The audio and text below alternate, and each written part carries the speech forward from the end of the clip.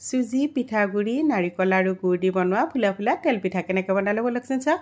এইফালে চুজিখিনি মিক্সি জাৰ এটাত মিহিকৈ পিচি লৈছোঁ। ডাঙৰ বাউল এটাত চুজিখিনি দিলোঁ। ভাত খোৱা চাউলৰ পিঠাগুড়ি দিছোঁ। ৰুকি লোৱা নাৰিকল, নিমখ অকণমান আৰু গলাই লোৱা গুড়খিনি দিছোঁ। অলপ পানীৰে গুড়খিনি গলাই লৈছিলোঁ আৰু চেকনি এখনেৰে চেকি দিছোঁ। যদি লেতেৰা থাকে চেকনিত থাকি যাব। অকণমান পানী দিছোঁ। হাতেৰে এইখিনি ভালদৰে মিহলাই ল'লোঁ। ঢাকনিখন লগাই প্ৰায় 2 ঘণ্টামান সময় ৰাখি থৈ দিলোঁ। ঢাকনিখন গুচাই চালোঁ যে এইখিনি অকণমান গোটা গোটাৰ নিচিনা হৈছে। অলপ পানীৰে এইখিনি পাতল কৰি লৈছোঁ। আনফালে তেল গৰম হৈ আছিল। তাতে এটা এটাকৈ পিঠা বনাই গৈ আছোঁ। এয়া দেখিছেনে ইমান ধুনীয়াকৈ ফুলি ফুলি আহিছে। মই অকণো বেকিং পাউডাৰ বা বেকিং চ'ডা ব্যৱহাৰ কৰা নাই। যদি এই পদ্ধতিত এই পিঠাটো বনায় তেতিয়াহ'লে ধুনীয়াকৈ ফুলি ফুলি আহিব। আৰু চুজি আৰু নাৰিকল দি বনালে পিঠাকেইটা খাবলৈ দুগুণে ভাল লাগে। যদি এইদৰে বনাই খোৱা নাই এইবাৰ বিহুত এইদৰে এই পিঠাটো বনাই খাবচোন।